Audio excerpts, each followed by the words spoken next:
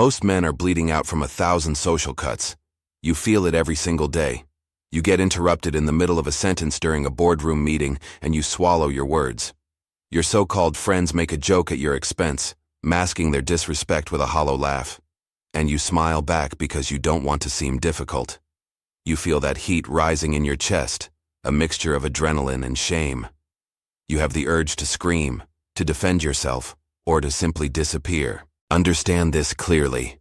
That heat is not just anger. It is the sound of your sovereignty dying. It is the vibration of a man who has no walls, no castle, and no crown. The world treats you like a peasant because you behave like one, reacting to every stimulus with the frantic energy of the hunted. Today we stop the bleeding. We are going to stitch those wounds shut with the cold thread of strategic indifference. You will learn to handle disrespect not with the pathetic noise of a commoner, but with the chilling, surgical precision of Thomas Shelby. By the time this journey is over, you will no longer be a target for the insecure or a punching bag for the arrogant. You will become the architect of your own respect. What Thomas Shelby perfected in the grime and smoke of post-war Birmingham, Niccolò Machiavelli codified in the high-stakes courts of 16th century Italy. Power has no expiration date, and its laws are immutable. It is a universal language of coldness that the weak fear and the strong command. If you are finished being a victim of the masses and are ready to claim your throne in the social hierarchy, listen closely. Like this video and subscribe to the syndicate to signal your departure from the herd. Comment "I am untouchable" right now to lock in your commitment to the path of power. The era of your vulnerability ends today. The first and perhaps most lethal tool in your arsenal is the weapon of absolute silence. In the hierarchy of the social architecture, silence is not the absence of sound. It is the loudest statement of superiority a man can make. To understand this, we must look into the dark, damp corners of Camden Town, where Thomas Shelby goes to meet the erratic and volatile Alfie Solomons. The air is thick with the smell of distilled rum and the lingering scent of blood. Alfie is a man of noise. He rants, he screams, he paces the floor like a caged animal, and he hurls insults designed to trigger a reaction. He is trying to find a crack in Tommy's armor, a single flicker of fear or irritation that he can exploit. But Thomas Shelby is not a man. He is a statue of cold intent. He sits there, a cigarette burning slowly between his fingers, his eyes fixed on Alfie with a terrifying stillness. He doesn't blink. He doesn't interrupt. He doesn't even shift his weight. He simply allows Alfie's noise to fill the room until it becomes a burden. By refusing to respond to the provocations, Tommy creates a psychological vacuum. He forces Alfie to keep talking, to keep digging, and eventually, to reveal his own hand. This is the mastery of the void. Tommy knows that the moment he speaks to defend himself, he validates Alfie's aggression. By staying silent, he communicates that Alfie's words are beneath the threshold of his concern. The psychology inside Thomas Shelby's mind during these moments is a masterclass in sovereign control. He is performing a neurological hijack on his opponent. When a human being attacks another with words, their brain is wired to expect a feedback loop, either a counterattack or a submissive retreat. When Tommy provides neither, the aggressor's brain begins to misfire. The lack of a reaction creates a profound sense of insecurity in the attacker. They begin to wonder, what does he know that I don't? Why isn't he afraid? Have I already lost? This is where the power shifts. Tommy is not just being quiet. He is observing the micro-expressions, the vocal tremors, and the desperate body language of a man who is losing control of the room.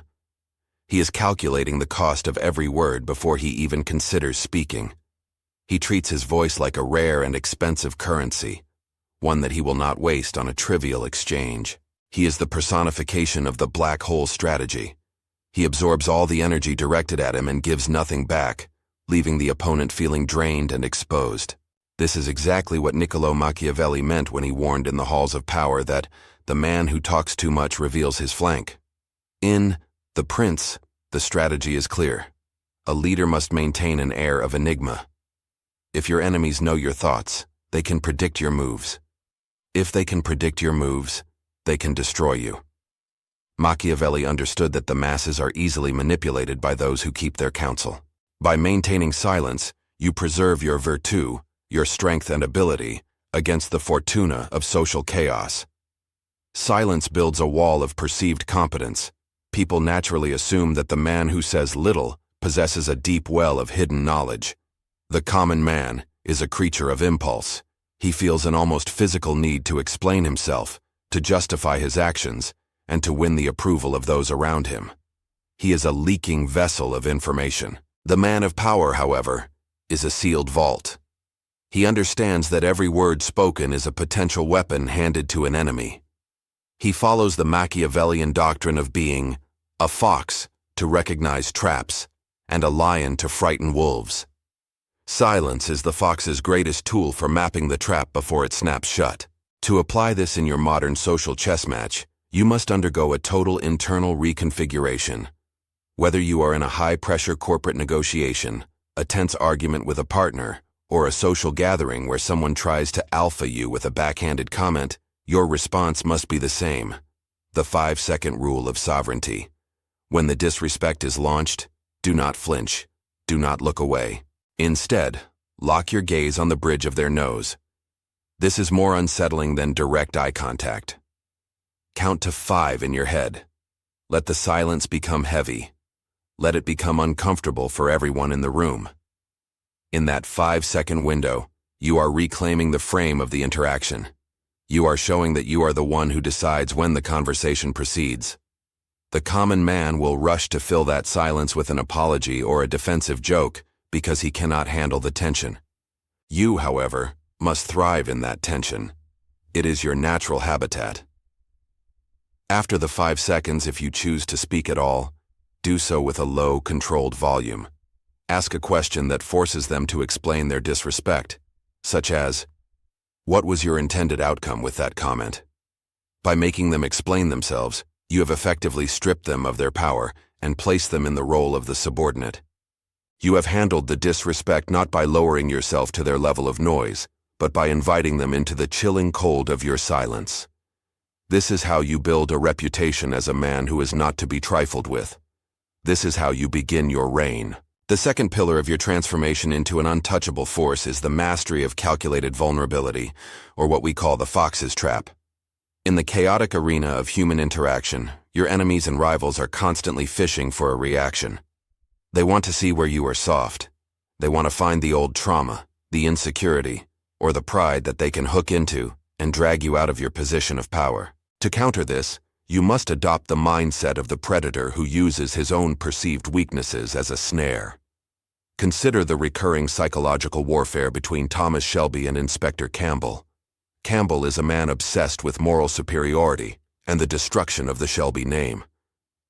In their numerous confrontations, Campbell attempts to use Tommy's past, his family's reputation, or his status as a bookie and a criminal to shame him. He pours out venomous rhetoric, trying to trigger a flinch, a defensive explanation, or an outburst of rage. But Tommy understands a fundamental truth of the shadow. An insult only has power if it finds a home in your own self-doubt. In these scenes, Tommy sits with a relaxed, almost bored posture. When Campbell speaks of Tommy's soul or his impending doom, Tommy responds with a cold, dry wit that borders on the dismissive. He doesn't deny the accusations. He doesn't defend his character.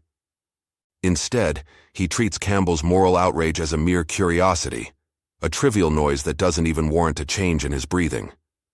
By appearing completely unaffected by the very things that should hurt him, he signals to Campbell that his weapons are too small and too blunt to even scratch the iron armor of the Shelby sovereignty. The internal psychology of Thomas Shelby in these moments is a masterwork of cognitive decoupling. He has stripped his ego away from the interaction. Most men fail because they view an insult as a direct hit on their identity. When someone calls you incompetent or mocks your background, your ego screams to be defended. You feel the need to prove them wrong. Tommy, however, views the insult as a diagnostic tool. He is watching Campbell's mouth move and thinking, "This man is desperate to feel superior. He is using his last remaining currency, shame, to try and buy a reaction from me. Therefore, he is weaker than he appears." Tommy has mapped out his own wounds long ago. He knows his sins, his failures and his ghosts. Because he has already accepted them and integrated them into his shadow, they can no longer be used against him. He is the fox. He knows that by remaining calm, he is leading the inspector deeper into a trap of frustration. The more Campbell fails to elicit a reaction, the more erratic and emotional Campbell becomes. Tommy is essentially holding up a mirror. Campbell isn't fighting Tommy, he is fighting his own inability to dominate Tommy. This is the essence of psychological sovereignty. You are not a participant in the other person's drama. You are the cold, detached observer of their failure to move you. This strategic indifference is the living embodiment of Niccolò Machiavelli's instruction that a prince must be a fox to recognize traps. Machiavelli understood that the greatest trap a leader faces is his own emotional volatility. In The Prince, he argues that a ruler must not care about being thought cruel or unjust, as long as he keeps his subjects united and loyal. Translated to your social life, this means you must become indifferent to the labels and insults the massa tries to pin on you. If you are worried about being liked or being seen as a good person by your detractors, you have already handed them the leash to your neck. Machiavelli's fox doesn't fight every dog that barks. He identifies the intent behind the bark and avoids the snare. He stays focused on the grand objective, the preservation and expansion of his power. By refusing to reveal the extent of your wounds, you make yourself an enigma. If the enemy doesn't know what hurts you, they don't know where to strike. You become a smooth, impenetrable surface. Machiavelli knew that the appearance of being unaffected is, in itself, a form of dominance. It suggests a level of self-assurance and virtue that the common man simply cannot comprehend. You are playing a game of high-stakes chess while your opponent is throwing a tantrum at the table. To apply the fox's trap in the modern social architecture, you must kill the part of you that craves validation. When you are faced with blatant disrespect, perhaps a colleague undermining your work in front of a boss, or someone making a joke about your lack of experience, you must resist the urge to explain your value. Explaining is a submissive act. Instead, use the Shelby response. A slight bored smile and a gaze that suggests you are looking at something mildly pathetic. Look them in the eyes and say something like, "Is that the best you could come up with today?" Or, "I appreciate the effort you put into that comment, but let's get back to the actual work." You are not attacking them. You are dismissing them. You are categorizing their disrespect as an irrelevant error produced by an inferior mind. In your personal relationships, if someone tries to use your past against you to gain leverage in an argument, do not engage in the history lesson. Simply state, "My past is a matter of record, not a subject for debate." Are we done? By treating your own vulnerabilities as non-negotiable facts rather than points of shame, you neutralize the weapon. You become the man who cannot be shamed because he has no shame for things he cannot change. This is how you build an aura of absolute stability. The world will stop trying to wound you once it realizes that you simply do not bleed where they expect you to. The third block of your ascent focuses on the concept of information sovereignty, the realization that in the social chess match, knowledge is the only true antidote to arrogance. Disrespect almost always flows from a person who believes they hold a superior position, whether that position is based on wealth, status, or perceived intelligence. To dismantle this person, you do not need to raise your voice. You only need to raise your level of insight. Consider the tension-filled dinner scene where the Shelby family sits across from the exiled Russian aristocrats. The Russians are the definition of old-world arrogance. They look at the Shelbys, former gypsies and street thugs from Birmingham, with a condescending sneer. They treat the dinner as a charity event for the lower classes, using their sophisticated language and titles to try and make Tommy feel small. They assume that because Tommy is a criminal, he is unrefined and easily manipulated. But they have made a fatal Machiavellian error. They have underestimated the man who listens. While the Russians were admiring their own reflection in the silverware, Tommy was doing the work. He spent the weeks prior gathering intelligence. He didn't just walk into that room, he walked into their lives. He knows their debts to the crown, he knows the secrets they are hiding from each other, and he knows exactly how desperate they actually are. In the middle of their condescension, Tommy quietly begins to lay out the cold, hard facts of their situation. He doesn't argue status, he reveals leverage. He turns the table by demonstrating that he is the best-informed man in the room. The opulence of the Russians crumbles the moment they realize that this peasant holds the keys to their survival. The psychological internal state of Thomas Shelby during this display of information dominance is one of total, predatory calm. He is not trying to prove he is as good as the aristocrats. He doesn't care about their titles. In his mind, he has already won because he has eliminated the fog of war. He views information as a tactical map. While the common man enters a room hoping to be liked or respected, Tommy enters a room having already dissected everyone in it. He understands that people are most vulnerable when they think they are invisible. By knowing the things they thought were hidden, he gains a psychological God complex over them. He isn't reacting to their disrespect because their disrespect is based on a lie, the lie that they are in control. Tommy sees the strings. He feels a sense of dark amusement as he watches them play their roles, knowing that with one sentence, he can collapse their entire world. This is not just intelligence gathering. It is the acquisition of the sight. He knows that the person with the most accurate data about the environment is the person who ultimately dictates the terms of the engagement. He is the spider at the center of a global web, and the aristocrats are merely flies who haven't noticed the silk around their wings. Niccolò Machiavelli was the supreme architect of this philosophy. He famously wrote that, "A prince must always be asking questions, and he must be a patient listener to the truth." Machiavelli understood that the survival of a state, and by extension, the survival of a man's power, depends on his ability to see the world as it truly is, not as he wishes it to be. In The Prince, he emphasizes that a leader must know the terrain of his territory and the character of his people. If you do not know the hidden motivations of those around you, you are walking through a minefield in the dark. Machiavelli's ideal leader is someone who cultivates a network of eyes and ears, someone who values a single secret more than 1,000 soldiers. Information is the ultimate currency of virtue.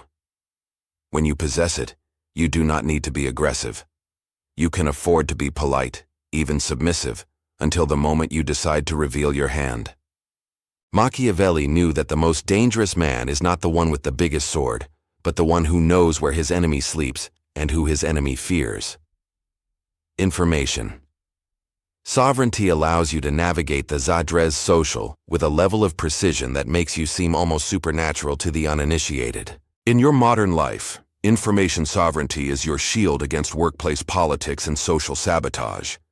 If you are in a professional setting and someone tries to undermine your authority or credit, do not get into a he said, she said argument.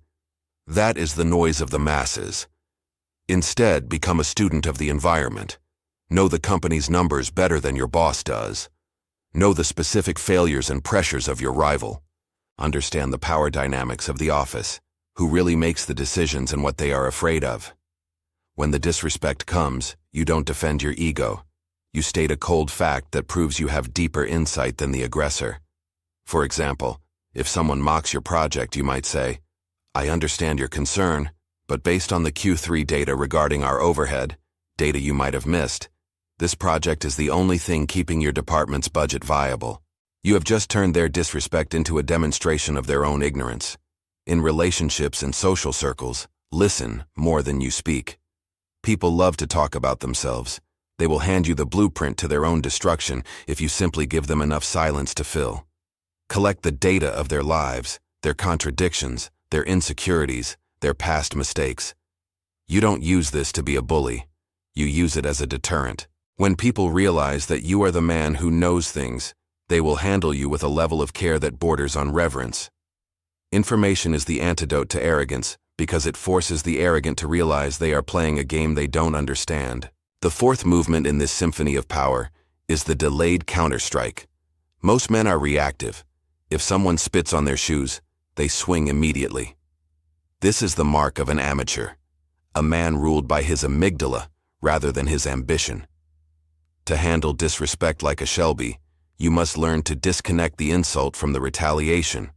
You must treat a social injury like a cold case file, documented, analyzed, and stored until the moment for execution is perfect. Think of the long, bloody road Tommy Shelby walked to deal with Billy Kimber. Kimber was the king of the tracks, a man who believed he could treat Tommy like a stray dog. He disrespected Tommy's brother, he spat on the Shelby name, and he exerted his dominance with the crude violence of a street thug. A lesser man would have pulled a gun in that first meeting at the Epsom races. But Tommy? He apologized. He took the humiliation. He played the role of the compliant underling. Why? Because Tommy wasn't interested in a bar fight. He was interested in a kingdom. He spent months quietly building alliances with the Lee family, corrupting Kimber's own men, and positioning his chess pieces across the board. By the time the final confrontation arrived, Billy Kimber wasn't fighting a man. He was fighting a ghost who had already haunted his entire empire. Tommy didn't just kill the man, he erased the man's relevance. Inside the mind of Thomas Shelby, the concept of getting even doesn't exist. There is only the removal of obstacles. When Kimber insulted him, Tommy didn't feel hurt. He felt a data point. He looked at Kimber and saw a structural weakness: arrogance. He knew that an arrogant man is a blind man. By allowing Kimber to believe he had won the initial exchange, Tommy gained the most valuable asset in any conflict: invisibility. He operated in the shadows of Kimber's ego. While Kimber was busy celebrating his own perceived superiority, Tommy was methodically dismantling the supply lines and loyalties that kept Kimber's crown on his head. This is the God perspective. Tommy transcends the moment. He views time as a tool, not a constraint. He is willing to endure the temporary discomfort of disrespect for the permanent satisfaction of total victory. He understands that the best revenge is not a punch to the face. It is a world where the person who disrespected you no longer has the power to speak your name. He is the spider in the corner of the room, invisible and patient, weaving a web that the fly doesn't see until it is far too late to struggle. This tactical patience is the backbone of Machiavelli's most ruthless advice. In The Prince, he famously noted that if an injury has to be done to a man, it should be so severe that his vengeance need not be feared. Machiavelli understood that minor injuries lead to resentment and future retaliation. If you slap a man, he will wait for a chance to slap you back. But if you destroy his ability to fight, he becomes a lesson for others. Machiavelli's prince does not waste energy on petty squabbles. He waits until the enemy has overextended themselves, until they are vulnerable, and then he strikes with such overwhelming force that the conflict ends forever. The prince knows that being merciful in the short term by ignoring a threat often leads to a more violent necessity later. Therefore, when a prince or a Shelby decides to act, the action is final. It is a surgical removal of a threat, performed with the cold detachment of a man doing a necessary job. There is no emotion in the strike, only the completion of a logical sequence. Applying the delayed counterstrike in your modern existence requires a level of discipline that 99% of men simply do not possess. When a superior or a rival sabotages you or speaks to you with disdain in a public forum, your first instinct will be to defend yourself. You must kill that instinct. Instead, smile, be polite. Be the most professional person in the room. This isn't weakness, it's a smokescreen. While they think you have accepted their dominance, you begin the audit of their power. Who are their allies? What is their most critical vulnerability? Are they cutting corners? Are they neglecting their own duties?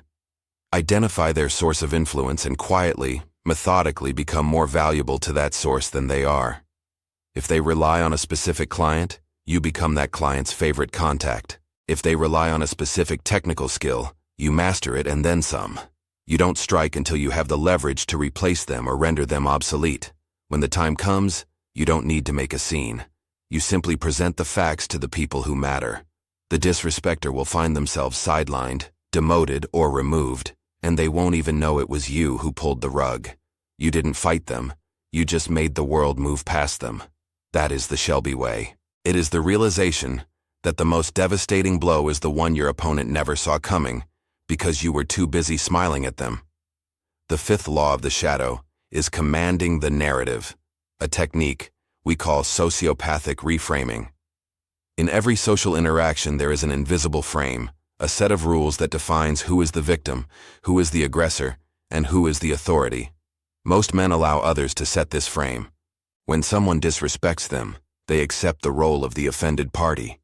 They argue from a position of "why would you say that?" which is essentially asking for permission to be respected. To be a Shelby, you must realize that the frame is a hallucination that you can reshape at will. Consider the moment the Italian mafia, led by Luca Changretta, arrives in Birmingham to execute a vendetta against the Shelbys.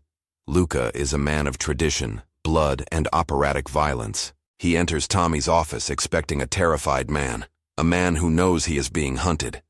Luca tries to set the frame of a vendetta, a holy war of honor. But Tommy refuses to step into that box. He greets Luca with a cigarette and a ledger. He doesn't act like a man under threat. He acts like a CEO dealing with a messy merger.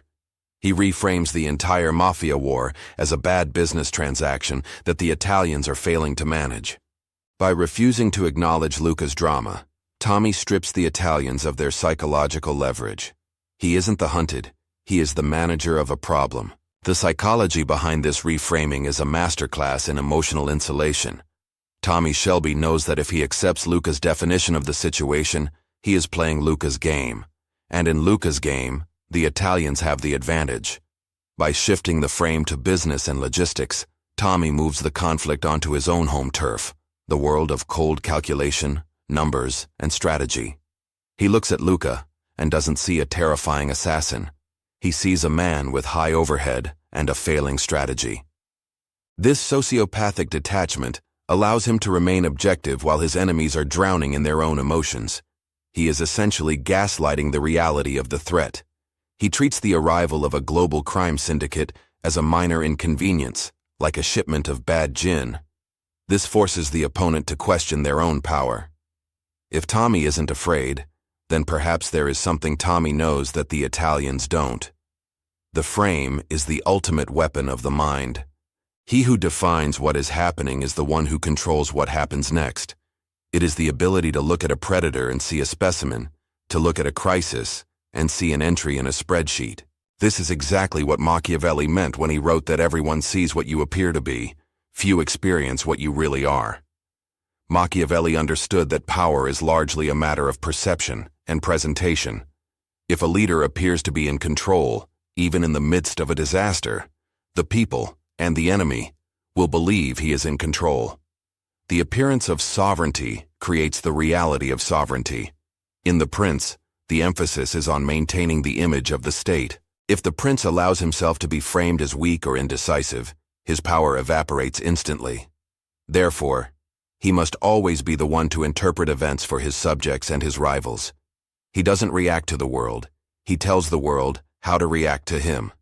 By controlling the narrative, the prince ensures that even his failures are seen as strategic retreats and his insults as necessary corrections. It is the art of the grand reframing, ensuring that the public eye only sees the version of reality that serves the throne. You are the author of the story being told in the room, and if you don't like the role you've been given, you rewrite the script in real time. To master sociopathic reframing in your daily life, you must stop being offended and start being disappointed. When someone disrespects you, they are looking for a specific reaction, anger or hurt. If you give them either, you have validated their frame that they have the power to move you. Instead, reframe their disrespect as a symptom of their own lack of professionalism or emotional maturity. If a boss yells at you in front of the team, do not defend your performance. Instead, look at them with a calm, almost pitying expression, and say that you can see they are very emotional right now, and perhaps the conversation should continue when they've regained their composure and can speak professionally. Do you see what happened? You have just reframed the powerful boss as an unstable child. You have moved from the defensive employee to the rational observer. In a social setting, if someone tries to mock your ambitions, do not try to convince them of your vision. Reframe their mockery as a lack of imagination. You tell them it's okay, that not everyone is meant to understand the scale of what you are building, and that it is a lot for them to process. You have just turned their insult into a limitation of their own mind. You don't fight the narrative, you simply replace it with one where you are the only sovereign present. You become the one who grants meaning to the events around you, and in doing so, you become the master of the room. The sixth and final law before you ascend to your throne is the mastery of pre-verbal dominance, the sovereign stare. Before a single word leaves your mouth, the hierarchy of any room has already been established. It is decided in the microseconds when eyes meet. The average man is terrified of this moment. He glances up, feels the tension of a direct gaze, and immediately looks down or away to break the connection. This is a biological signal of submission. It is an admission that he is lower on the food chain. To handle disrespect like a Shelby, you must rewire this primal instinct. You must understand that your gaze is not merely a way to see the world. It is an instrument of imposition. It is a physical weight that you place upon another human being to test their structural integrity. To witness the raw power of this, observe Thomas Shelby navigating the industrial hellscape of the Black Country factories. The environment is designed to intimidate: the roaring blast furnaces, the showers of molten sparks, the deafening noise of hammers on steel, and the sheer brutal scale of the industry. It is a place where soft men wither. Yet Tommy walks through it not as a visitor, but as its inevitable proprietor. Notice his physiology. He does not hunch his shoulders against the noise. He does not flinch when a burst of fire erupts nearby. Most importantly, watch his eyes as he encounters the foremen and the hard laborers of this world. These are rough, violent men who respect only strength. When Tommy approaches them, he doesn't look at their feet or scan the room nervously. He locks onto their eyes with a dead, unwavering fixity. He holds the gaze for 2 beats longer than is socially comfortable. In that silence, amidst the roar of the machines, a transaction occurs. Tommy is saying without a word, "I see you, I am not afraid of you, and I am the one who will decide when this interaction ends." He forces these hardened men to be the first to look away, to blink, to break the tension. It is a biological assertion of dominance that transcends class or physical size. He is the apex predator walking through his territory, daring anyone to challenge his right of way. The internal psychology of Thomas Shelby in these moments is devoid of the anxiety that plagues the common man. He is not worried about being awkward. He is welcoming the tension. He understands that tension is the energy of conflict, and he who can hold the most tension without cracking is the one who controls the conflict. Tommy uses his stare to strip naked the soul of the person in front of him. He is looking for fear, for hesitation, for the slight twitch of a muscle that betrays insecurity. He knows that the eyes cannot lie. A man can speak bold words, but if his eyes are darting around the room like a trapped rat, he is already defeated. Tommy's stare is cold because his assessment is cold. He is not looking at a person with empathy. He is looking at an obstacle, calculating the exact amount of pressure required to move it or break it. It is the sociopathic detachment necessary for absolute sovereignty. Niccolò Machiavelli would recognize this instantly as the application of his most famous dictum: "It is far safer to be feared than loved." In the brutal reality of social zadrez, love is fickle, but fear is enduring. Machiavelli understood that respect is not freely given by the masses. It is extorted through the projection of power. The sovereign stare is the primary mechanism of this extortion. It signals a virtue that is dangerous to cross. A prince who cannot look his subjects or his enemies in the eye is a prince who is already halfway to the guillotine. Machiavelli argues that a leader must project an aura of terrible inevitability. Your gaze tells the world that you are not seeking approval, you are assessing value. By refusing to look away, you are demonstrating a lack of need for the other person's validation, which is the ultimate power move in any human interaction. To apply this in your modern life, you must practice the mechanics of the power gaze. The next time someone disrespects you, or even when you meet a new superior, do not perform the usual dance of submission. Do not smile nervously. Do not look at the floor. Instead, focus your eyes on the bridge of their nose, right between their eyes. This is a psychological trick. It appears to them as direct, intense eye contact, but it is less fatiguing for you to maintain. Hold this gaze. Let the silence stretch. You will feel the urge to look away to relieve the pressure. Resist it. That pressure is where your power grows. Watch as they become unsettled. Watch them fidget, blink rapidly, or start talking faster to fill the void. You are forcing them to feel scrutinized, like a specimen under a microscope. By the time you finally speak, your words will carry double the weight because your eyes have already conquered the territory. We have now dismantled the architecture of weakness that has held you captive. You have learned that respect is not a gift bestowed by the benevolent. It is a tax you collect from the world through cold strategy and unwavering will. Thomas Shelby and Niccolò Machiavelli share a fundamental understanding of the human condition. The loudest man in the room is almost always the weakest. True power does not need to scream. It is a whisper that freezes the blood. It is a shadow that covers the sun. It is a cold, unwavering gaze that forces the world to bend the knee. You now possess the tools, the weapon of absolute silence, the fox's trap of calculated vulnerability, the sovereignty of information, the patience of the delayed counterstrike, the ability to reframe narratives, and the dominance of the sovereign stare. But knowledge without execution is merely philosophy. Now you must act. Here is your final challenge. For the next 24 hours, you will be the most silent entity in every room you enter. When you are disrespected, you will not react. You will hold the gaze, you will count the seconds, and you will let their noise die in the vacuum of your indifference. Watch how the massa reacts to a man who no longer needs their validation. Watch them fold. The era of you being a victim is over. The reign of your sovereignty begins now, by order of the Peaky blinders and the eternal laws of the prince. Go forth and claim what is yours.